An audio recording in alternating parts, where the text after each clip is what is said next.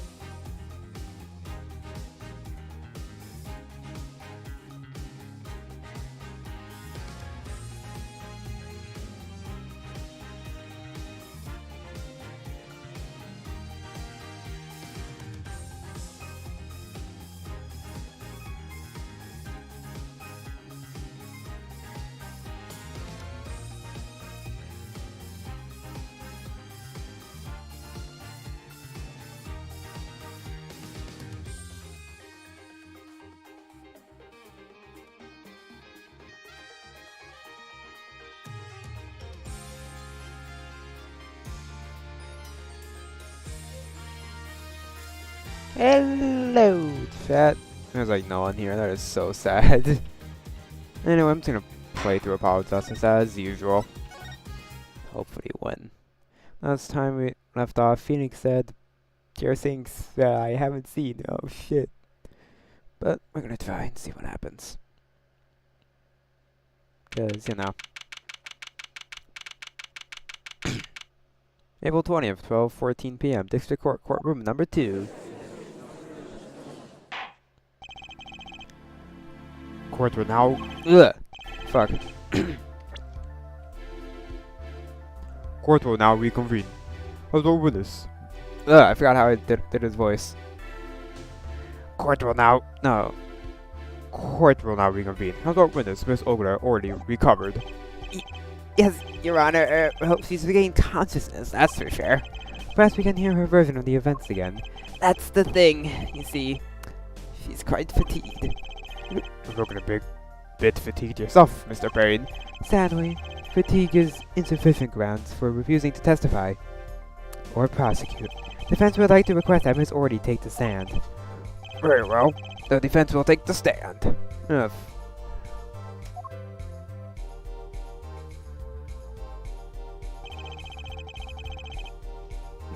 Perhaps you could repeat your name and profession.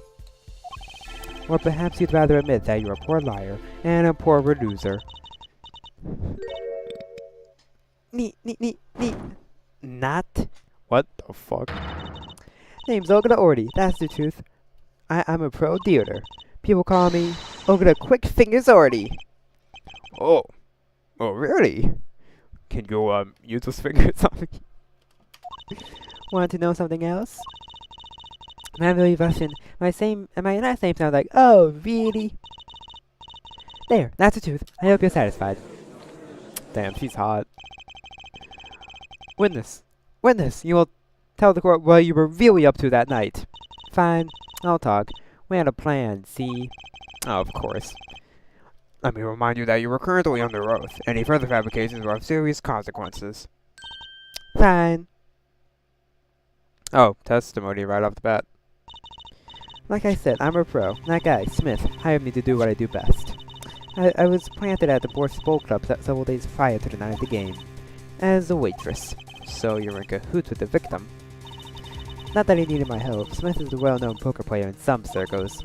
But when it wasn't the main purpose of this game, it was about destroying Legend, the unbeatable Phoenix Wright.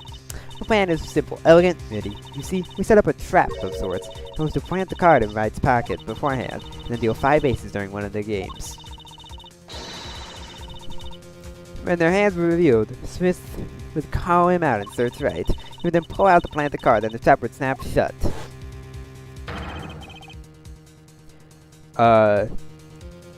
You swap the cards. I don't know how to do his voice.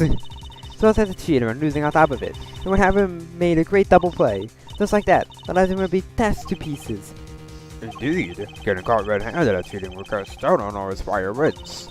The 7-year Legend was played by one little card. That was the plan. Oh really, Orty? How droll. But it appears you made quite a mistake. A mistake? I agree. The trap was elegant, yet what happened to that? What happened to that planted card? Hey, That's right. he's lucky. He's lucky, I'll give him that. You'd have to be slip free from trap laid by. You'd have to be what the fuck? You'd have to be to slip free from a trap laid by Ogre the Quick Fingers Orty. Oh, really?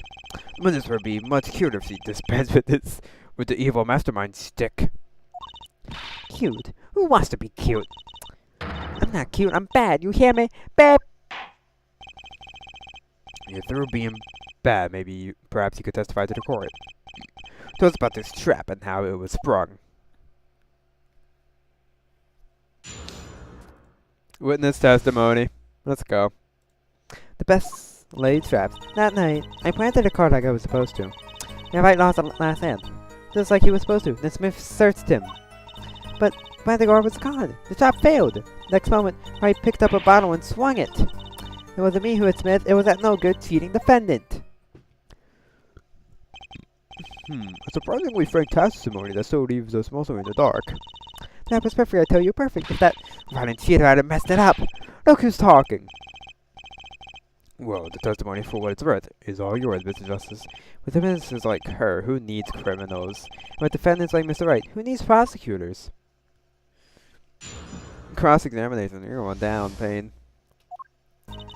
That night, I planted a card like I was supposed to.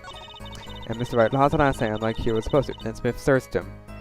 I have a genuine question for you. This may not be the right answer. But I'm gonna press before I do anything. So everything went according to plan. Exactly. The 5th ace came up, so it's obvious the switch went off without a hitch. Once the extra card was found in his pocket, Wright would be forever known as a cheat and a fraud. There are worse things to be known as, I suppose. Tell us what happened with the search.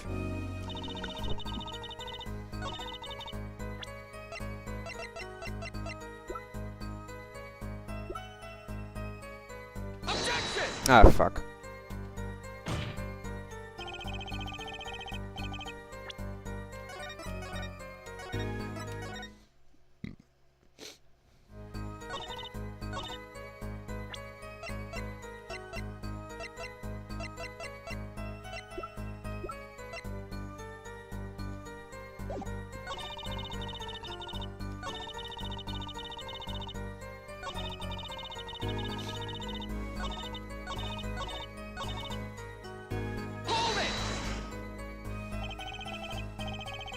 Find the card. Which card was it exactly? The trump card. The 5 of hearts. Let me guess. Mr. Wright was to have switched to 5 with the ace to make a full house. At least, that's what you were going to accuse him of doing, thereby ruining his budget. I slid it into Mr. Wright's pocket. When was this? Why, before the match, of course, while he was eating. At the Borscht Bowl Club, we serve borscht. And suckers. Remind me never to go there. Of course, the card was to make its grand debut during the game. They were a good borscht, a good plot. Must be cooked up early and allow it to thicken. This has something to do, but I don't know what. The card disappeared. Yeah, my trump card, the 5 of hearts. Gone, without a trace. Poof, Zippo! We searched every nook and cranny, even inside his cute little hat. But the card was nowhere to be found. Is this correct? Never in my long, storied career. Never has Quick Fingers already been so readily duped. Oh, really? So, What did happen to the Five of Hearts? Don't look at me. Why don't you ask that cheating, lying, two-faced defendant? so the Five of Hearts is still missing in action.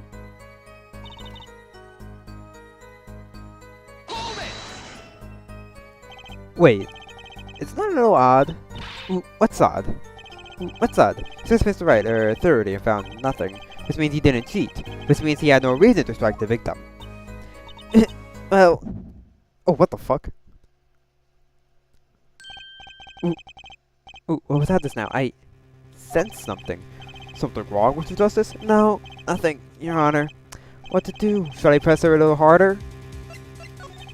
Miss Orty, you're hiding something. What are you talking about? You... Me, Quick Fingers already hiding something. The defense will refrain from baseless accusations. I have one question for the witness then. You say you saw the moment the defendant hit the victim. Is this true? Of course it's true. I did see it, honest. I saw it when Wright hit him. Oh, no, you didn't. With my own eyes, I saw it. Oh, fuck. What's this weird vibe I'm getting? That witness, for instance, Miss Orty. She would touch the back of her neck during certain parts of her testimony. Did you notice? Touching her neck, was it?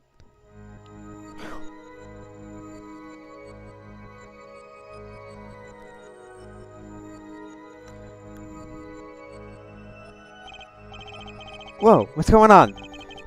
Sensation. It's coming into focus. There, that twitch, it's so clear. It's like I could perceive her habit, like I couldn't before. Oh! Oh!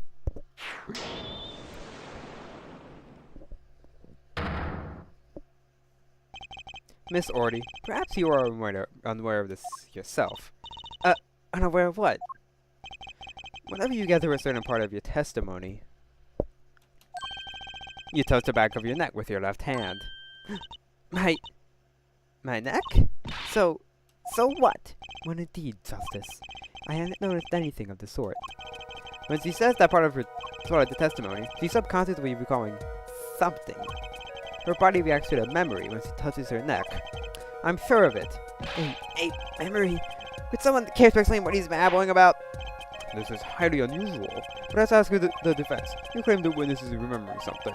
Maybe you have evidence of this memory to show us. Her habit is grasping your neck when she talks about the moment of the crime. So, what would remind her of the moment of the crime? Miss Orty, whenever you recall the crime that night, you scratch your neck. I've noticed it happens when you think about the moment of the crime. There must be some reason behind this habit of yours. I believe the weapon that left an irreversible impression on your neck is this. Oh shit. I can't.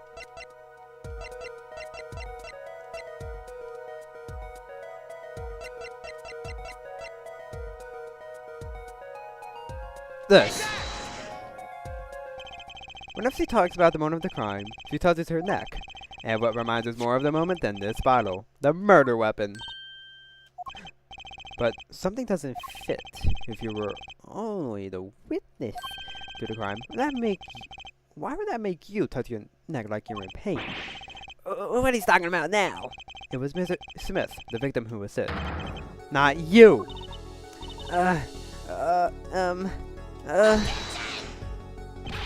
This is a cross-examination, not a cross-filed conjecture. The witness's habits are completely irrelevant. Justice, I'll admit, I'm a bit confused myself. This is certainly a unique cross-examination. I'll explain later. Just trust me. Now's our only chance to break her. Miss Orty, please testify in detail about the moment of the crime. The very moment. Yet, I am knowing nothing. Bro, what? Now this year, you aren't from the Great Ace Attorney. No, you're not Russian. The witness will testify, please, now. Bah, fine.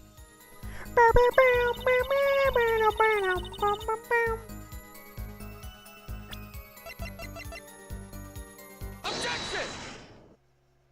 No, you didn't. Miss Orty, we have a record here that certainly contradicts what you said. It states that the police were alerted by a report from the defendant. And we know that the defendant left the room, climbed the stairs, and made that phone call from the first floor of the Boards Bowl Club. So, explain how you kept your eyes on the defendant when he left the room entirely. Eek! Oh, damn, okay. She didn't even get to catch it. The man who picked up a bottle when swung at that night wasn't the defendant. Oh, cutscene.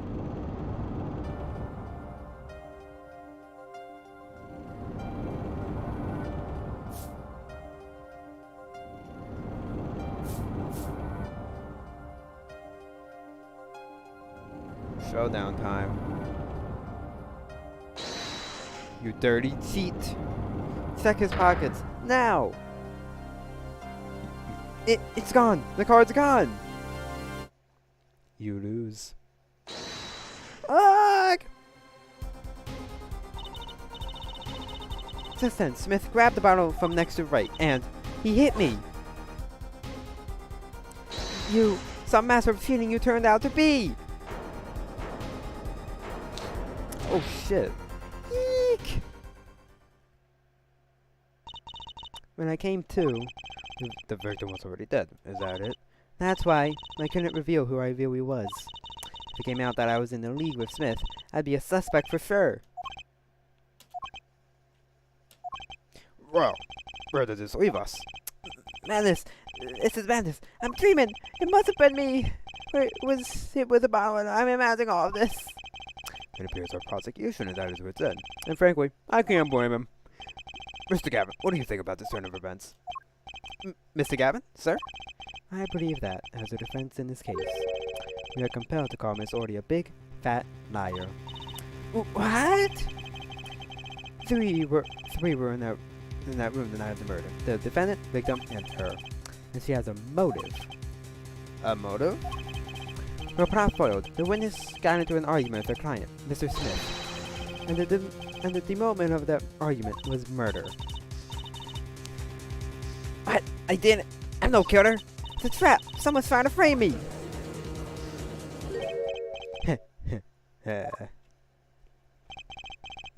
Tangled webs we weave when we practice to deceive. Not tangled, we got ourselves in the process. Mr. Wright! Such a hasty conclusion. It's not like you, Christoph Gavin. What are you saying? Why not consider the other possibility? That there was another person in the room at the time of the murder. Right. Like Mr. Wright was saying before recess. A single card was swapped into the victim's hand after the murder. And the one who swapped the card didn't know two cutters of cards were being used. A fourth person. Ha! You say it again! Your fourth person doesn't exist! Indeed. That's why I decided to bring this case to court. Here, where there's no escape and no chance for deception. The perfect place to catch a real criminal. The real criminal? And, we're luck, a clue to the real criminal's identity and was kindly provided for us. And right at the beginning of the trial, no less. What? Apollo, perhaps you know what person I'm talking about. Sorry, I don't. Remember what I said. The fourth person who swapped the cards made one critical error. He or she wasn't considering the color on the backs of the cards. Right. But how could such an obvious mistake occur?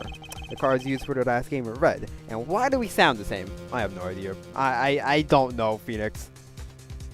Right, Apollo. Okay. Yet, there is only one person here in our court who thought those cards were blue. Yeah, I had that impression too. But why? Well, Apollo, think you can't figure out who it was? It's not me, I swear! Who is this fourth person? Why do I always get put on the spot like this? Let's hear what his friends have to say. Who was it? Who thought the cards used in the final game were blue? Oh! It's not Pain. He's dead. It's not right. Oh,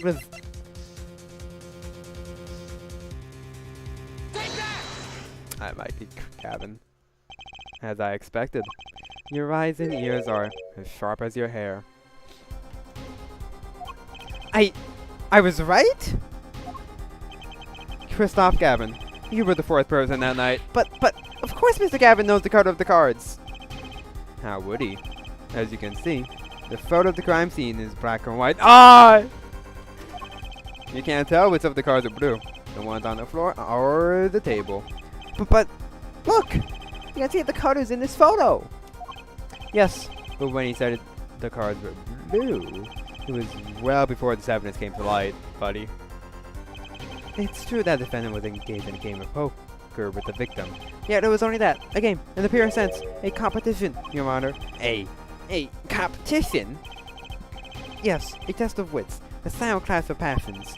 Winning the cards, their backs sweet and blue flame know its final outcome. Oh. Well, Kristoff? Mr. Gavin? Mr. Gavin, is something the matter? Hmm?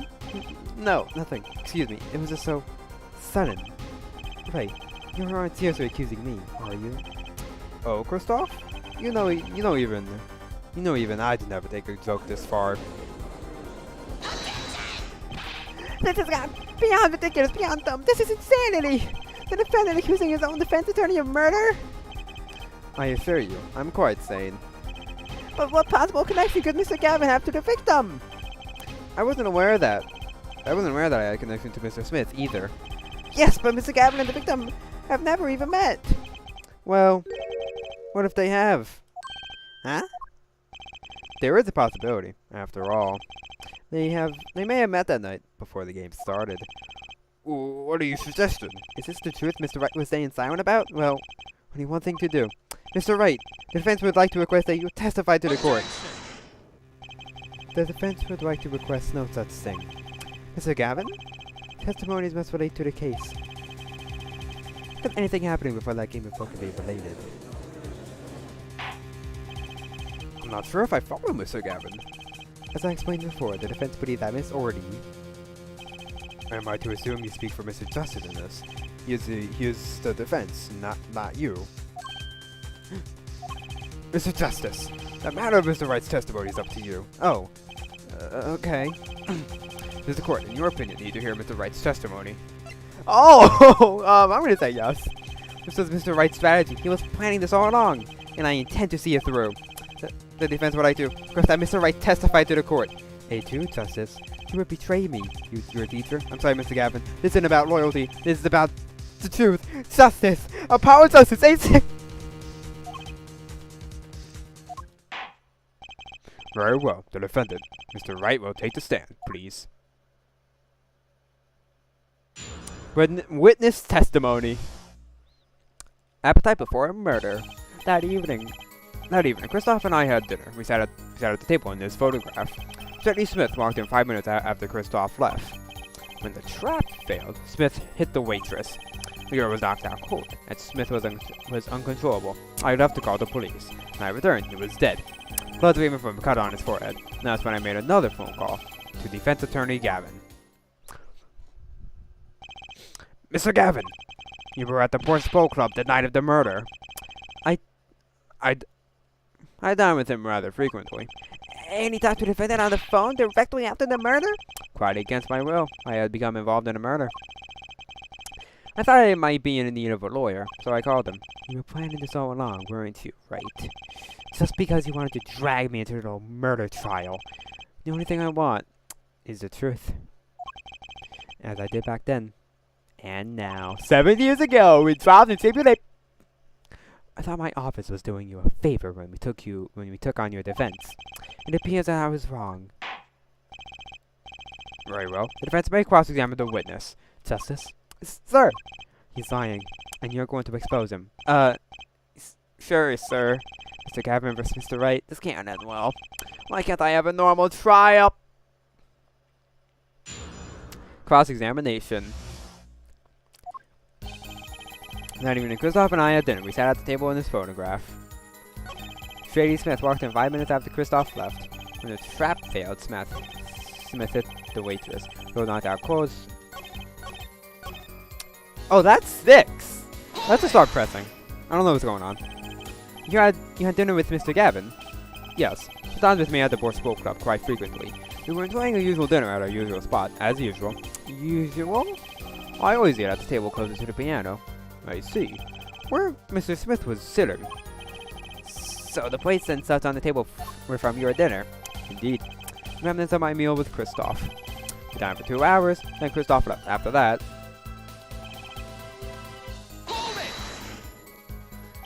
5 minutes? So the two of them could have passed in the restaurant during that time.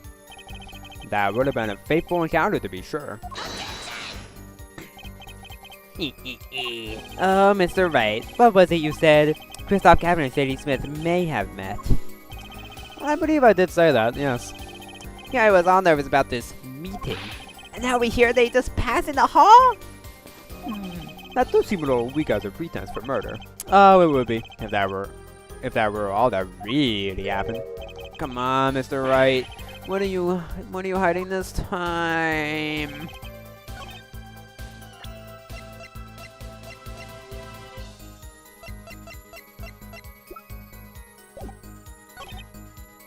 What are you hiding, Wright? What are you hiding? About this failed trap. This is the same trap that Miss Ogla already mentioned. The plan was simple, elegant, really. You see, we set up a trap of sorts. It was to plant the card in Wright's pocket beforehand, and then deal 5 aces during one of the games. When their hands were revealed, Smith would call him out and search Wright. He would then pull out plant the card and the trap would snap shut. You swapped the... Hold on. I want to do his voice, but I need to see who he looks like. I can give him like a Las Vegas accent. Oh, a traveler. Alright. You swapped the cards! Just like that, the legend would be dashed to pieces. Yes, a harmless flank, in essence. I was by a quirk of fate that I happened to discover it. A quirk? I happened to put my hand in my pocket and found the card. The card she planted! Yes, I took a peek of it and I found it was the 5 of hearts. I had a feeling something might happen, so I disposed of the card before the game. Disposed? Where? There was an empty bottle of grape juice I had been drinking right beside me. Threw the card inside the bottle. An empty bottle of grape juice. The murder weapon? Yes, I rolled it up and shoved it in. The color of the glass makes it hard to see. A bottle of whisk between the receiver and the would-be deceived. That sounds like terrific drama. A card inside the murder weapon? That's strange. Did the police miss it in their investigation? Maybe I'll take a look. Yeah, I'm gonna do that like right now.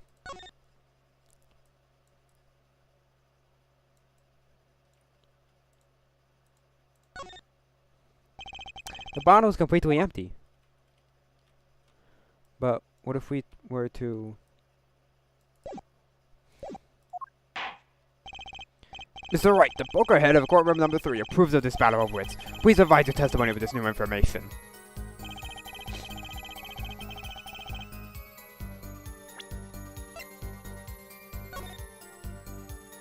If we check again, yeah, it's... Objection! Mr. Wright, if I may. Yes. I've examined the bottle and... I don't see any card in it! No? What, Mr. Wright? Surety... Blank, blank, blank. Is it all you have to say for yourself? I can't say that I know what happened to the card. I did put it in that bottle, however. Huh? Perhaps a 5th person came and took it out. Oh, and a 6th person could have helped. Mr. Gavin, Mr. Wright is your client. My apologies, Your Honor. I won't have you disbarring our investigation either. But inside that bottle, there was nothing. So, what's going on? Is Mr. Wright hoodwinking us again? Did this card just disappear? Like Stranger Tip? In any case, please continue the cross-examination. I'm afraid decisive contradictions call for decisive evidence. Oh. Push him harder, Justice. Break him. Just you and the witness in the ring. Go for the KO. Why do I get the feeling we're not on our client's side anymore? Press. Why in the bottle? I perceived my opponent's intent immediately. I used to entrap. I'm used to entrapment. You see, I'm used to it coming, you see. I knew what was coming. Oh, so you struck first. I like that. I know every trick in the book. They don't work on me, buddy. At least when you get lucky and stick your hand in your pocket, they don't.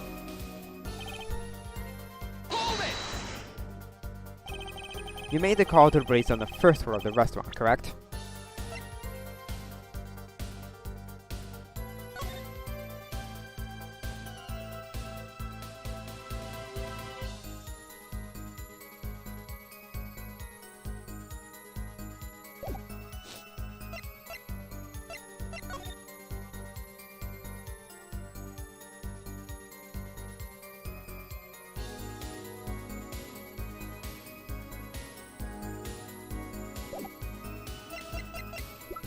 Whatever. You made the call to the... exactly. Cell phones don't get a signal down in the hideout. Was anyone else on the first floor at that time? Not a soul. It was the middle of the night, after all. So there, in the dark in the restaurant, I called the cops. After making the call, I returned to the hideout. It didn't seem right to leave the injured waitress alone. When I returned, he was dead, blood seeming from a cut on his forehead. Yeah, that's true. And when you returned, the victim was already dead. Yes. I'll admit, I was a little startled when I walked in. A little. He was bleeding from his forehead, after all. And yes, I'd be startled too if I walked in on a scene like that. That's when I made another phone call to defense attorney Gavin.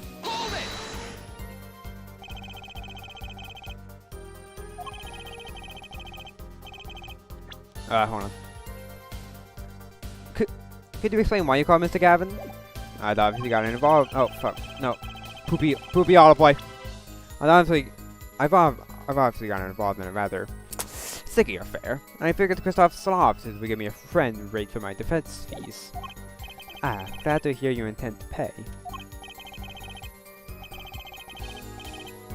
Oh, I'll pay you in full, Kristoff. It was I who got you involved after all. You may find that the price of your defense quite high, my good friend. Quite high. Is this the truth that Mr. Wright was talking about, Justice? You know what you have to do. He's lying. Expose him. Now. Yes, sir. I have to think. What's Mr. Wright trying to tell me with his testimony? The truth has to be in there somewhere.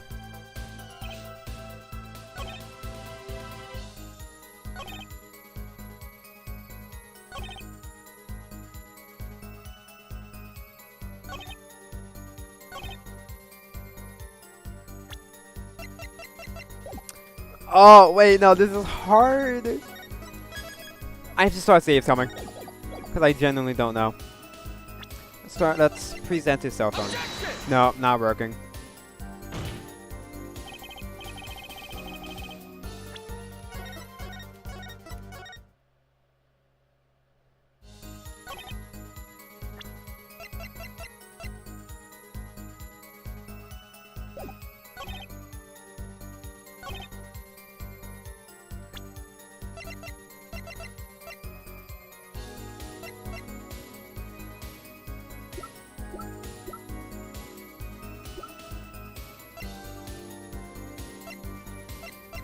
I don't know.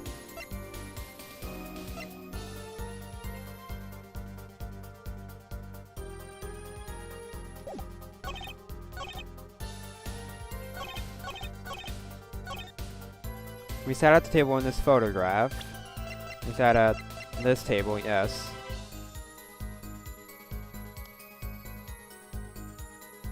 Wait.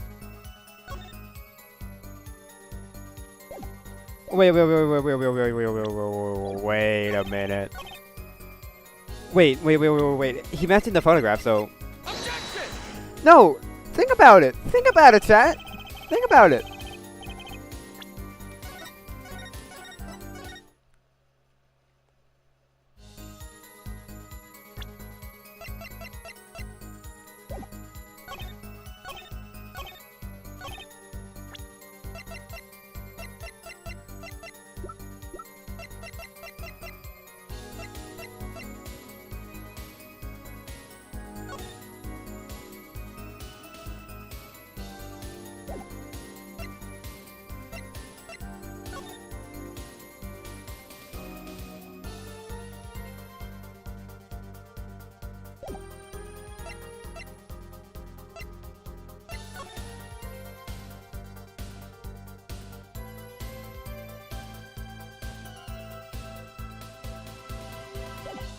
Oh god, do I have to look up a tutorial because I forgot. I never played this game.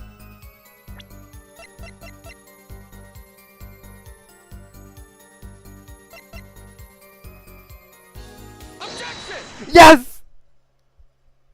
Mr. Wright, if I may. Yes? Take a look at this photograph of the crime scene. See the victim here? He's wearing a hat. So, I don't think you could have seen his blood on his forehead. Good point. Justice. Next time you point out an inconsistency, put a little more oomph into it. Mr. Wright, can you explain this to the court? I forgot to mention something. I was the one who put that hat on his head. Eh? You?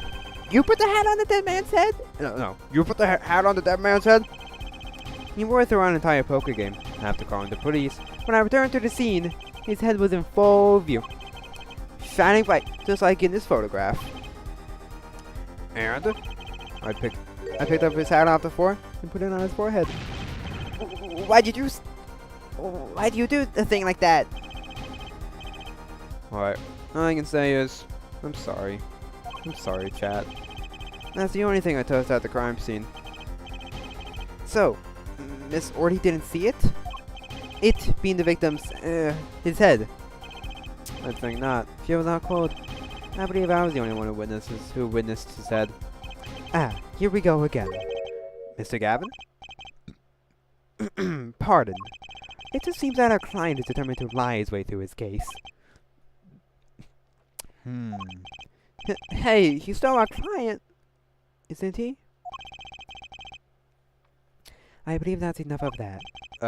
Mr. Gavin? This witness's testimony is more like a travesty. It's riddled with lies. Beginning to see how you came to lose your attorney's badge 7 years ago.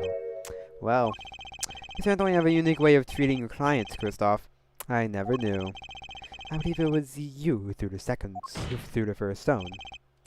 Mr. Wright, if you intend to tell the truth about this case, it's now or never. Don't be misled. I haven't told a single lie here. Eh? When I noticed a trap, I put the card in the bottle. To dispose of it. And when I put the hat on his victim's head, let's just say I had a reason for doing that as well. A reason? That reason is right here. Your cell phone? That night, recall that I spoke with defense attorney Gavin after calling the police. Just in case, I recorded our conversation. What's this? Now that we're all here, I see no reason why I shouldn't play it back for the court. Kristoff, I seem to be in a bit of trouble. What's this? Game not going well.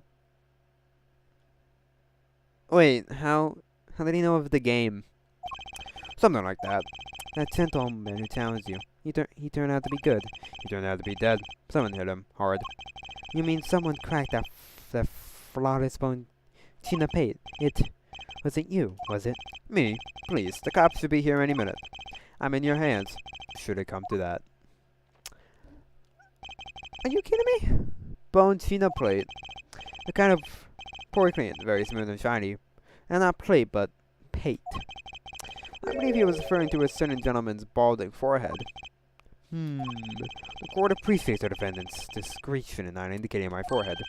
Wait, something's not right about that phone call. So, after Mr. Gavin ate dinner with you, you have the Borscht Bowl Club. Most certainly. Then how did he know? When did he see this bone pate? Oh, that's right. Yes. That was when I began to see my good friend in a different light. Troubled, I returned to the crime scene. When I spotted Mr. Smith's head again, I realized exactly what was going on. Well, Mr. Gavin, the case has been set. Perhaps you would like to explain this to the court. Exactly how did you come by your privileged knowledge of the victim's head? So, this is your reason. The reason why you put the victim's hat back on. Your point, Mr. Gavin? It's come down to this, has it, Phoenix Wright? Order! I will have order! Mr. Payne! Yes, Your Honor! Out of this court has been left with no other choice. Are you prepared to hear defense attorneys Gavin to hear defense attorney Gavin's testimony? Well, as the prosecutor, Very well. We'll break for 10 minutes.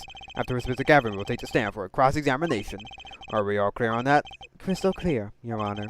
Very well. This will be the final recess for the day. April 20th, 2:33 p.m. District Court, Defendant Lobby, number 3.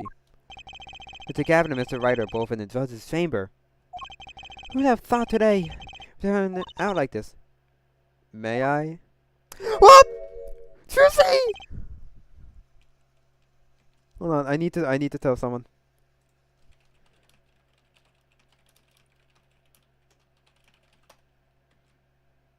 Alright.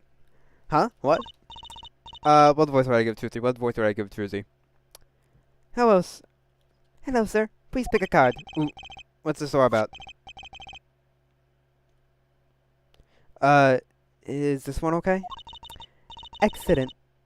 Excellent. I have a message for you. The last hand is about to be played. You'll need a trump card to make it. A trump card? The card you have chosen is magical. Use it wisely, and the game is yours. That's all. Oh! An ace. Where do I remember that card from? Mr. Smith's hand has 3 aces, and Mr. Wright's 2. It is 5 aces after all. It is true. I have seen it. The 5th ace. It was cheating. I swear to you. The missing 5th ace. Wait. The spots of red. Is this blood? You have your trump card. Now it's up to you to cut the deck and draw the truth.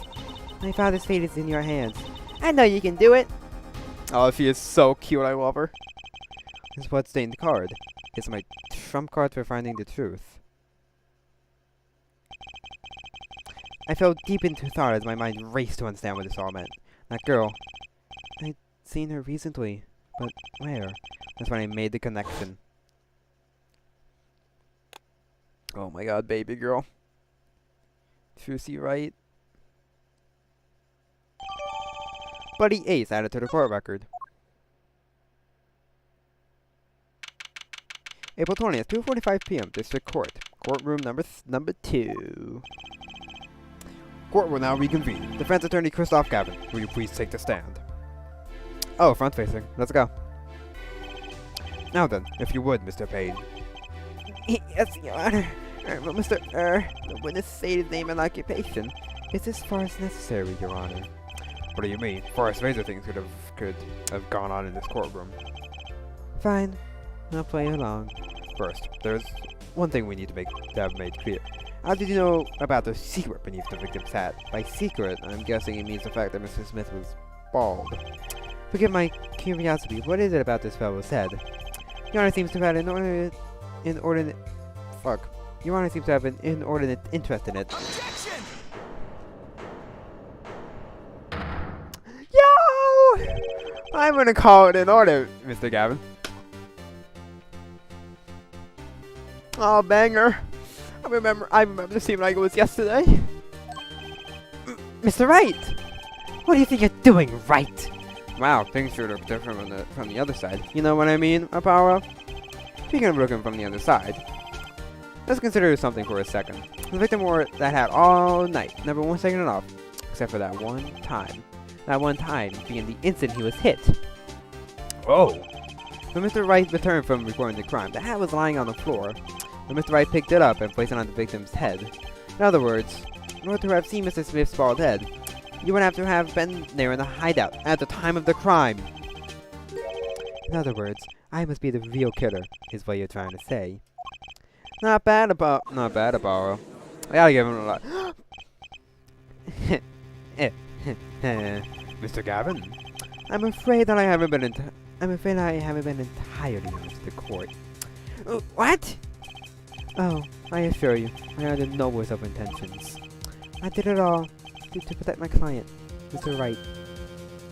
oh, Yet, I'm afraid in the current situation, I see little reason to hide anything. Very well, now let me tell you the truth of what happened that night. Finally, you may begin your testimony. Tell us, how were you involved in the events of that fateful night?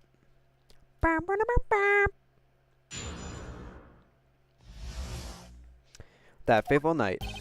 The rays I sent to that man that night troubled me. I returned to the club. I went down to the basement and peeked in through the little window to the hideout. Must have been right after the murder took place. Nathan was dead, as he appears in the photo. A bald head and a glasses girl on right, holding a bottle in his hand. I sensed that was not the best place for me to be at the time, and so I left. That's when the call came from Wright. So, you witnessed the murder? For better or worse, I'm missing a full moment of the dead. Mr. Gavin, may I remind you that you are Mr. Wright's defense team. Your testimony is clearly disadvantageous to your client. Baby boy! What else can I say? I'm standing on the witness stand, after all. So you are, Mr. Gavin. Huh? And you had to testify as you just did. You had to tell them you saw the scene of the crime through that little window. Mr. Wright? We had to say that. Because that was the only probable window of opportunity. Right, Apollo? Oh. Mr. Wright, the defense should do the cross-examination, not the defendant. Mr. Justice, are you prepared? Yes, Your Honor. I can't believe I'm going up against Mr. Gavin. This file is getting weirder and weirder. Cross-examination. Let's go. Let's do this. That fateful night. Oh, that's 7. Razor sent the man the night told me, so I returned to the club. I went down to the basement and peeked in through the little window to the hideout. It must have been right after the murder took place. Nathan was dead as he appears in the photo. A bald girl and a unconscious girl and Wright, holding a bottle in his hand. I sensed that that was not the best place for me to be at the time, and so I left. That's when the call came from Wright.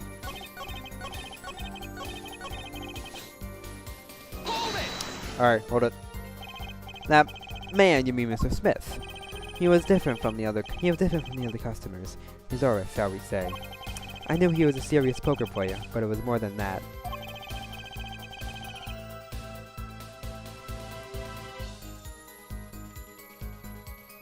Sorry, chat. So then, you knew the true nature of your client's job. Of course, but I also knew he wasn't engaged in gambling, which would be illegal. Well, it makes sense that he'd know. They were friends after all. Richard, my friend, I returned to the club. You see, I feared this Mr. Smith might be someone coming to settle an old score. I see. What happened then? I went down to the basement and peeked into the little window to the hideout. The little window? You mean the one used to keep the walls up the stairs? Yes, a relic of the ancient past. The Black Marketeers used it, I believe. Why did you go through the trouble peeking in through the window? Why wouldn't it have been easier to just open the door and go into the room? I didn't want to upset Wright, you see. Upset Mr. Wright? Yes. What if my fears had been unfounded? I'd be walking in on their match. Bad form, to say the least. So far, everything he's saying makes sense.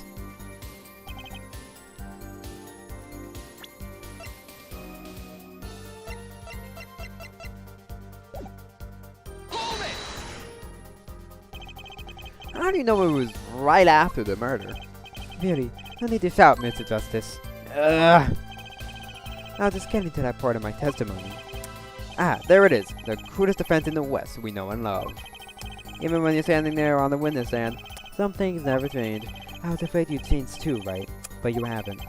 You and that overbearing personality of yours. With friends like these who need enemies. The victim was dead as he appears in the photo. By photo, you mean the second photograph of the crime scene. Precisely, you see. He wasn't wearing his hat then. I saw his head when he was dead. Then Mr. Wright came along and replaced his hat. Can you describe the crime scene of the crime for us? Bald head and a conscious girl and Wright holding a bottle in his hand.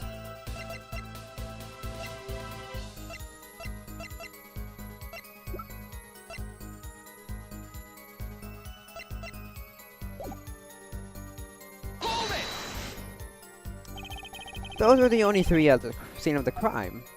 Yes, as far as I saw at least.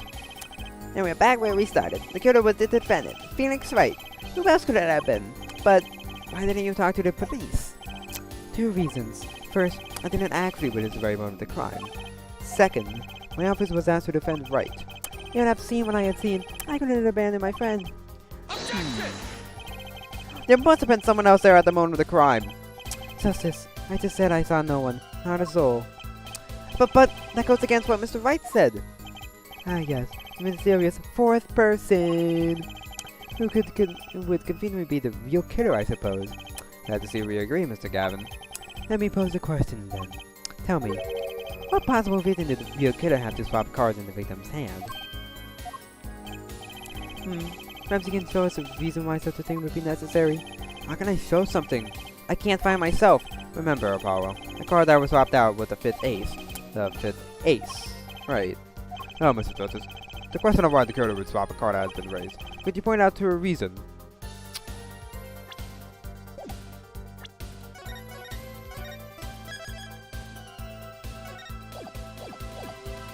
Oh! It's now or never. The defense would like to present evidence to the court. Evidence showing the reason why a card was swapped out. Then go ahead and point out your reason, Mr. Justice.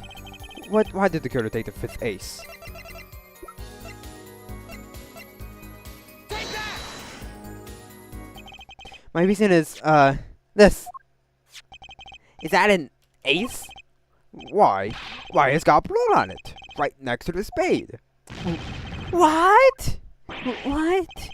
Wait, What? It doesn't say. Why was I told about this? Why? could this be? Could this be the missing 5th ace? He's so hot, oh my god. Inconceivable. How could you? What are you doing with that card?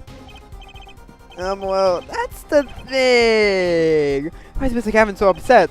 It's just a 50 card from some 50 girl. Oh, that card. It's mine. That is, I picked it up at the Boys School Club that night after the murder had occurred. I gave it to my daughter. Brother, so I can trade after all. No, impossible. Unacceptable. The court can't accept this evidence. It's a fraud. A fraud? How can you be so sure? What? I would think the only person who could have claimed it was a fraud Would be the one who took the real card from the crime scene. The real killer. Allow me to elaborate. What if this trace of blood was the reason? The reason for For the killer to take the card from the scene of the crime. Where are you going with this? Take another look at the photo, and at the victim's head. At the moment of the crime, his hat fell to the floor, and a trickle of blood ran from his forehead down the back of his head. Could a drop of that blood have fallen on one of the cards? I suppose the killer then took the card to hide the blood. Regardless, evidence is not permissible. Oh? Right. Regardless of how you wasted the last 7 years, you used to be a lawyer. You know what a serious crime it is to conceal evidence. Oh, we can discuss that, the final point of our legal system later. What's important now is that I've answered your question. What are you talking about? You want to know why the killer would have taken a card from the crime scene. And now, I've told you. Now, one drop of blood would have been the size of evidence, you see. This is baseless conjecture. Baseless! Objection! Oh! Oh! I can't with this game! Oh, I assure you it's quite base, And he's pointing too! What? it's amazing, really. How a single drop of blood on a single card can lead us to the truth. It's quite simple. It's quite simple, really. Well, Apollo? Yes? Try picturing the scene of the crime. In your head. Knew it.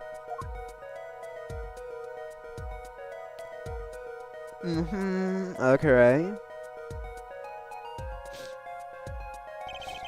The murder took place in the hideout. The body of the luckless victim was found at the poker table, and then, when the killer swapped the card out, there was a single card with a drop of blood on it in the victim's hand. Given this, there is one decisive problem with the scene. Well, what is it? Let's keep it simple, shall we? Given there was a drop of blood on a card, whose position in this diagram doesn't fit. The victims, the killers, the witnesses, the second witness. whose position doesn't fit with the bloody card?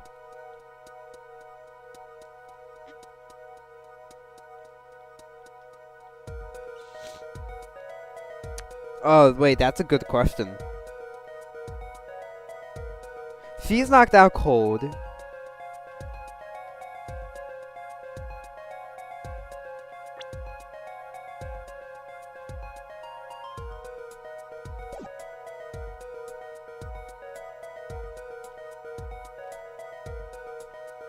Oh, I don't know if it's the victim or killed her. Oh, I'm gonna say the killer. I'm gonna say the victim and move on. Well, isn't it the victim's position that's the problem? I don't follow your logic here, Mr. Justice. Well, look, the victim was struck on the head, sending him back in his chair. You think any blood would fall behind the body, not onto the table in front of him. Ah! Take a look at the photo again. If he bled in this position, the blood would fall on the blood would fall on the card, on the floor, not on the cards. Why, that's right. So, what does this mean? Incidentally, we were sitting in swivel chairs. Swivel chairs? Oh, man. Apollo, try turning the chair around.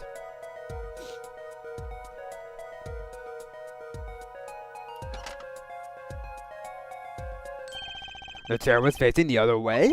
It would have to be.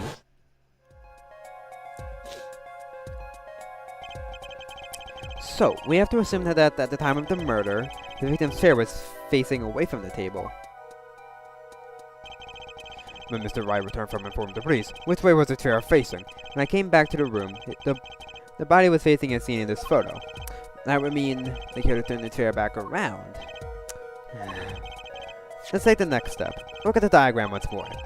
We know now the victim was facing away from the table at the time of the murder. But this creates another significant contradiction. Again? Let's test your reasoning skills again, shall we? Apollo, whose location on this diagram contradicts our new understanding of the crime? The victim, the killers, the witnesses, the second witnesses. Whose location creates a contradiction if the victim was facing away?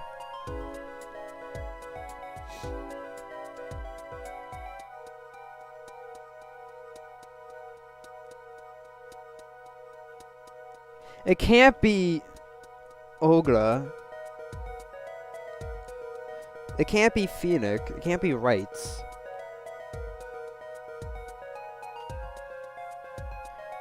Because Wright left. I have no idea what Wright was doing, actually.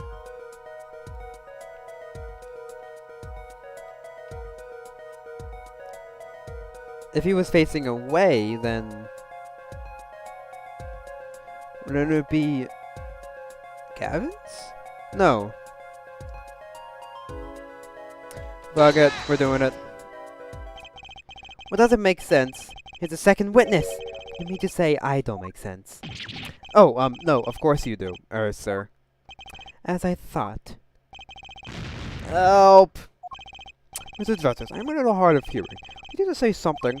Would you be kind enough to show the court once more time what you mean? Let's test your reasoning skills again, shall we? Alright, whatever.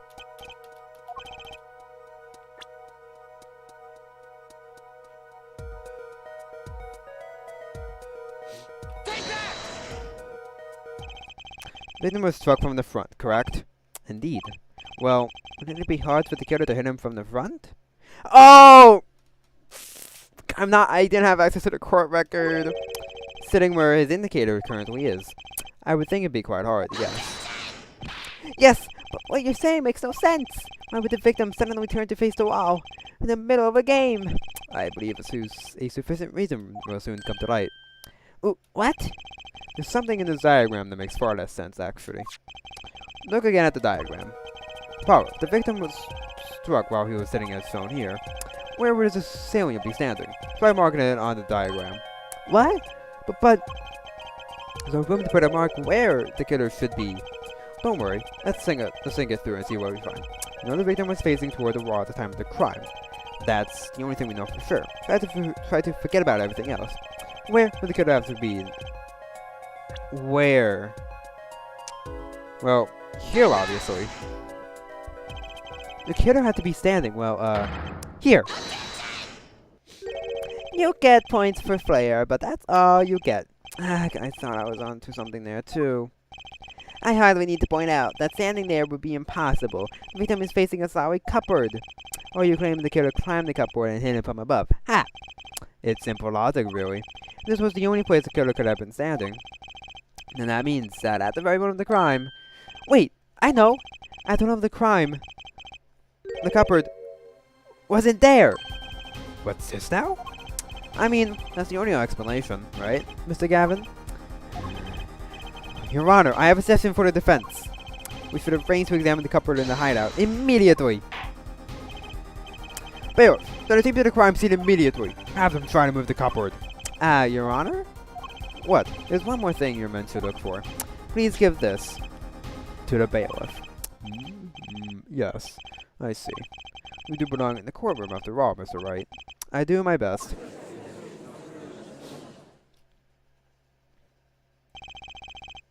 Let's forge ahead here while we wait. Take a look at the diagram once again. It's been changed. The killer was standing here at the time of the crime.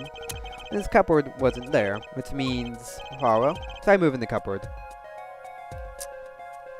Oh! How would Gavin have seen his bald head? Thank you. As you can see, the cupboard was the problem. At the time of the murder, it has to have been as shown here. Now everything is in place to reconstruct the moment of the crime scene. Oh my! What's this? What is it now? Look at the diagram of the crime scene once more. It appears we found yet another contradiction, what I believe to be the final contradiction in fact. Huh? Oh damn! Notice something, Apollo? Our line of deduction is... Deduction! Sherlock Holmes reference! Our line of deduction is rapidly approaching its logical conclusion. Now then, Mr. Justice, please point to the new contradicting indicator. Is it the victim, the killer, the witness, the second witness? Which indicator in this diagram contradicts what we know about the crime? It's easy, Your Honor. About this cupboard. Are we okay with assuming it was moved?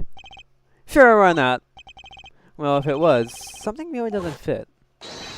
The cupboard would completely cover up the window to the stairs. Ah! That's right. That's right. Something standing outside wouldn't be able to see in. Someone like Mr. Gavin. What? What did you say? Oh, it's the coolest defense in the West Oak losing is cool. Don't expect me to play along with your little game, right? It's only a game until someone gets killed, Mr. Gavin. And someone was. Oh, the window to that room was blocked by a cupboard.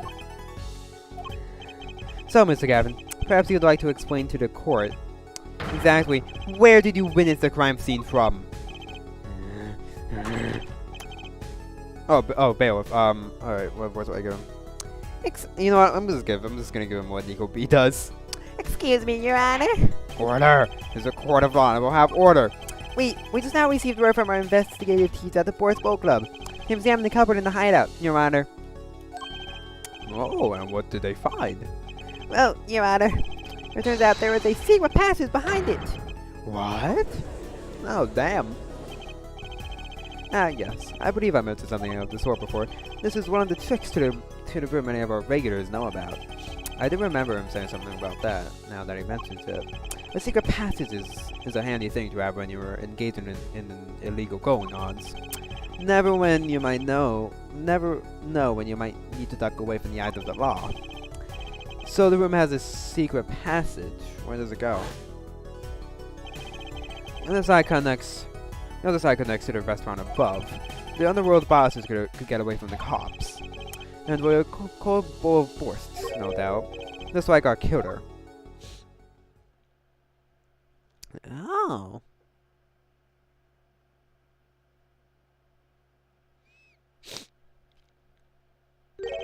You see where our line of simple deductive reasoning has led us, Apollo?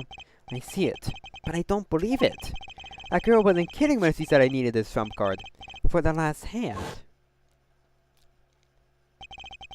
At the time of the murder, the window was blocked and the victim's hat was only off his head for the few minutes between Mr. Smith's murder. Mr. Wright returned from calling the cops. In other words, the only place anyone could have seen the victim's bald head was from inside the hideout. Well, Mr. Gavin? Come on, say something. There, I asked what really happened that night. Actually, I think we can probably figure it out ourselves at this point. That night, for whatever reason, Arcade had a date with Mr. Smith, a date with destiny. There he crouched, hidden in the secret passageway between the cupboard, holding his breath, waiting for just the right moment. Then the chance came, and he took it. Eek!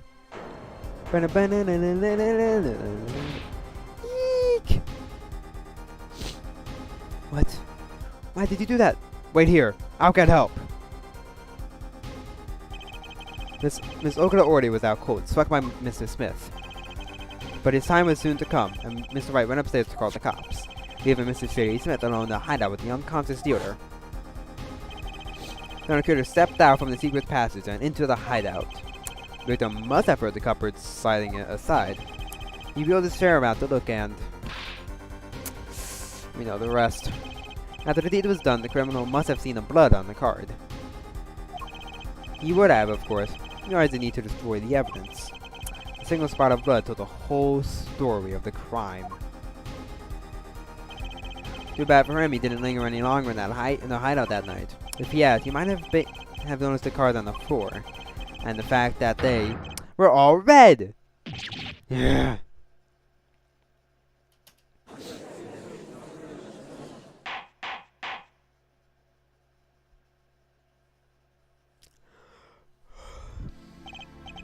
Well, it seems this trial has taken yet another turn. I'm truly sorry I had to see this day come, Mr. Gavin. Mr. Gavin? Mr. Payne! Yeah, yes, Your Honor. The prosecution will continue its investigation. As for Mr. Phoenix Wright, the defendant, he is hereby cleared of all suspicion. Quack! What do you mean when I say that I don't believe this is happening, Mr. Gavin? But I'm afraid circumstances call for me to issue a warrant for your arrest immediately. Oh no. Oh, no need to apologize. I rather enjoyed myself. It's not every day you get to witness a legendary attorney's dirty tactics firsthand. You're a point, Mr. Gavin? Frankly, Your Honor, I'm shocked. That a person of your caliber would be taken in by such a low-grade part or trick. Excuse me? The defendant is cleared of all suspicion. That is hardly time for jokes, Your Honor. Mr. Wright hasn't proven anyone's guilt or innocence here. What he has done is use illegal evidence to put the blame on someone else. And not just anyone else, but me, his own defense attorney. Illegal evidence? Let me ask you, Mr. Gavin. Is there so any reason, at present, to suspect me of wrongdoing? Of course, this bottle, for instance. Bottle of grape juice Mr. Wright was drinking. How do you intend to explain away the fingerprints on the murder weapon? Not just any fingerprints. Am I right, Mr. Payne? Actually, yes. The fingerprints on the bottle were, upside down. You do recall this being an issue earlier. This court in this case demand an explanation. Only think of one reason why one would hold a bottle upside down, and that is to hit someone with the bottom of the bottle. Well, Your Honor. See how the coffee squirms to the last. Well, Apollo? Yes? Your boss seems awfully concerned about this bottle still. But I'm sure you can come up with a suitable explanation. Just like that. Yeah. Just like what? Why would anyone grab a bottle upside down, other than to... What I'm tricking you into thinking his explanation is the only legitimate one. Is there really another? Take another look at the court record. I believe you'll find a simple answer there. In plain sight. How about you just say the answer in plain sight? It would be hasty to deliver the verdict with unanswered questions, indeed. Well, Mr. Justice? Mr. Gavin said that the court in this case demand an explanation. Don't worry, don't worry. Paulo Justice, Ace Attorney won't leave until justice is done. I hate that. Perhaps the defense would care to enlighten the court. What evidence do you have to explain why the fingerprints on the bottle were upside down? Well, that's simple, Your Honor. It's actually easier to show you than explain, Your Honor. Place that bottle on the floor, next to your chair. Excuse me? On the floor? Yes, now, reach down and pick it up. Without getting out of your chair. Ah! See? You naturally go to pick up the bottle by its neck. With your fingers, upside down! Look at this photograph taken on the night of the murder. The defendant, Mr. Wright, sat here, playing piano, bottles of grape juice on the floor to the side of his piano bench.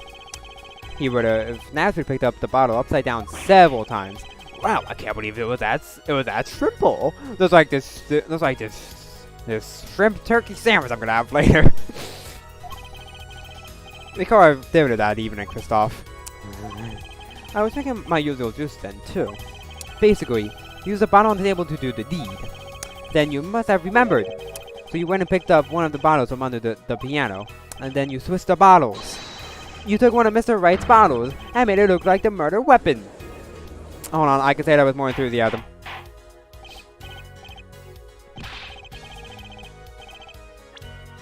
You took one of Mr. Wright's bottles and made it look like the murder weapon. Order, order, order. What do you have to say to these charges, Mr. Gavin? Fascinating. So this is the legendary attorney's famed tactic of misdirection. Bruh. You claim that I switched the bottle. Where is your proof? Ah! Proof! Well, that's... as I thought, more based with conjecture. I'm afraid your bottle of proof is quite empty. I wouldn't be so sure about that. Your Honor, when you initiated the investigation of the hideout earlier, you recall that I requested an additional investigation? Ah, yes. I have your memo about that here. Retrieve the bottle from under the piano at the Boris Bowl Club. And here's one of the bottles in question. What are you gonna do that for fingerprints too? I'm surprised if any were on that but his. Gavin probably wouldn't make such a novel mistake. True. That bottle won't bear a trace of anything. Say, Apollo. Yes? Why don't you go ahead and examine that bottle? But why? Just humor me. Mr. Wright, that bottle will solve this case once and for all. What? That's some bottle! What the fuck is that? There's something inside the bottle.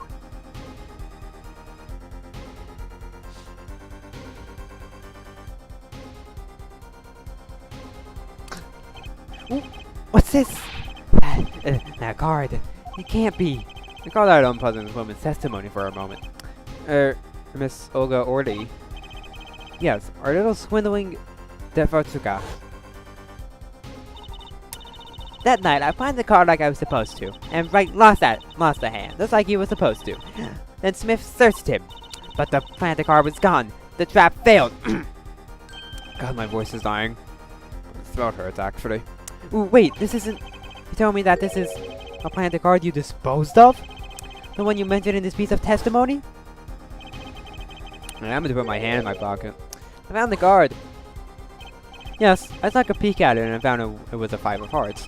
I had a feeling something might happen, so I disposed of the card. Before the game. Disposed? Where? There was an empty bottle of grape juice I had been drinking right beside me. I threw the card inside the bottle. The 5 of hearts. This is the 5 of hearts. This is the card. The bottles were swapped, and the only one who could have done that was the 4th person in the club that night. You, Mr. Christoph Gavin. Oh.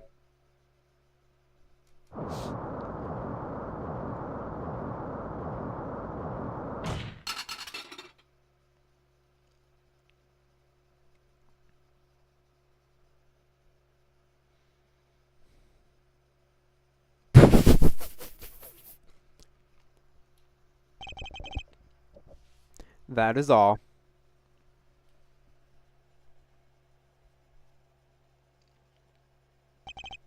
Is this your idea of revenge, Phoenix Wright? Revenge? Revenge for the events that took away your attorney's badge 7 years ago. My past is like my logic, straight and true. Nothing's changed. All I did was point the finger of Apollo Justice, Ace Attorney Trilogy, in the proper direction. Oh. Fine. I'm glad we could have this little tete-a-tete. Right. This is insane. What about me? Don't I get to prosecute anyone?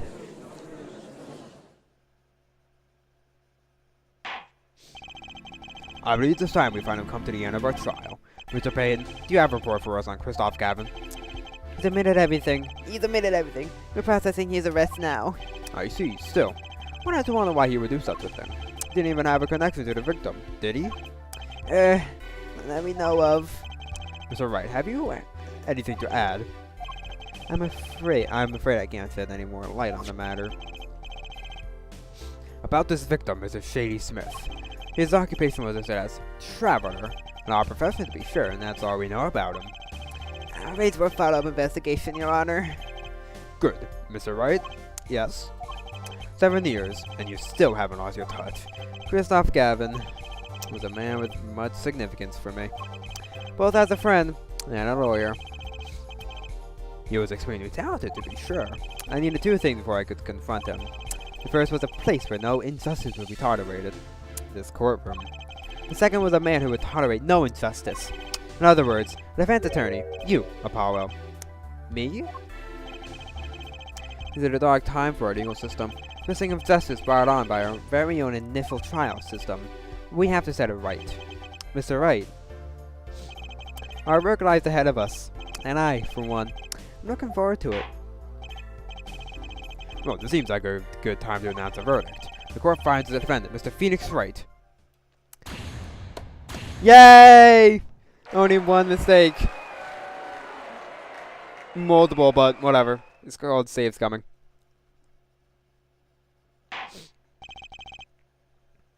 Court is adjourned.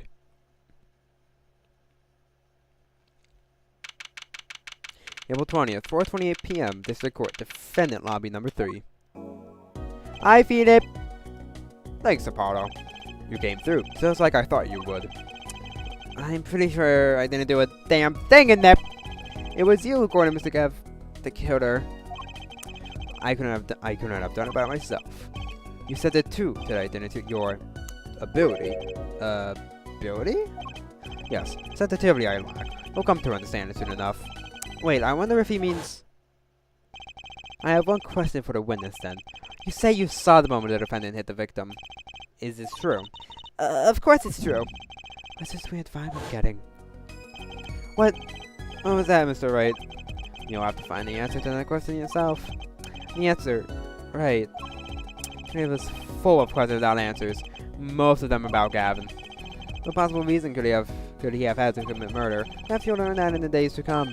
Huh? Wait, you don't know, do you? This locket is the key. Huh? Oh, that reminds me. I meant to go his picture is in your locket. Susan! Your daughter, right? That's right. She's my daughter. You know, you were right about the socket. Eh? I took this off his neck the night he died. But it looks like our dear Russian scam artist saw me. So the truth is, the socket really did belong to him. Wait, but that's perjury! You testified, you said that locket was yours! I said no such thing, actually. Huh? I merely said that it was a locket with my daughter's picture inside. That's true. A subtle distinction, but a distinction nonetheless. And it's the truth. Wait, but then, why? Why was the victim wearing a locket with a picture of your daughter inside it? Sometimes the greatest path to truth isn't the best one. Give it time. We're still just getting started with your career. Speaking of which, I may be on a job. I work for Gavin Law Offices after all. I can't believe I just saw Mr. Gavin get led away in handcuffs. Apollo. Yes? How about coming to work for me? Eh? You mean at the Wright & Co. Law Offices? I mean, there's not a single attorney in my generation that doesn't know it. Can't imagine that'd be true, but... Wait, but didn't you... You're not a... Oh, I turned in my badge, yes. I'm not an attorney anymore. That incident 7 years ago. That legendary trial. And at the middle of it all was one man. Phoenix Wright. The case reached a sad conclusion, and he left the law for good. Have you ever thought about coming back to the courts? I'm qualified in a court of law, I'm afraid. Didn't you notice that in today's trial, there was a single piece of Ford's... Really? Ford's evidence? Ooh, what are you talking about? I'm talking about evidence that shouldn't have existed. If not a magician's trick. A piece of evidence struck me as odd, it's true. It just seemed, well, too perfect. I'll bet this was the Ford's evidence. Take that! You mean this, don't you? I got this from your daughter, Mr. Wright. Yes, the car couldn't have been found at the crime scene. Why? Because the killer took it with him when he left. Even the wrong card in his place. Luckily for us. The court can't accept this evidence. It's a fraud! A fraud? How can you be so sure? I would think the only person who could claim it was a fraud would be the one who took the real cards from the crime scene. The real killer. My birthday was already handed down 7 years ago. Then, you really...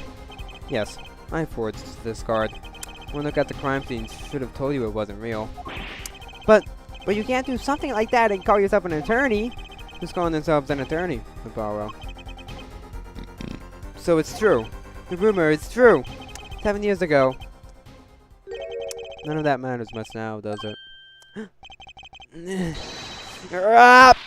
Oh, we punched him. Oh, that was a punch. I punched him. It's your story from here on out, Apollo. Perhaps I can help you turn the next page. My office's address. Drop in if you like. Mr. Wright. Oh, about your uppercut. Try yelling, "Take that!" next time. I find it packs a little more punch. And Apollo, thanks for today. I had a good time. And with that, Mr. Wright walked out the door. And that's how my first trial ended. A lot of mysteries went unsolved. And at the time, I had no idea they were all related. Every mystery that day, connected by a single thread of logic. I find that out soon enough. My name is Apollo Justice, attorney at law, and this is how my story began. Yay! Oh, that's the end of episode 1. Wow, that was actually a fun game. What about Trump?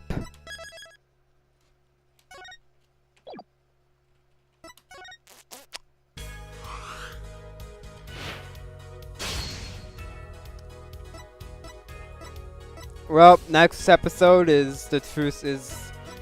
I think the next episode is where we mainly see Trucy, to be honest.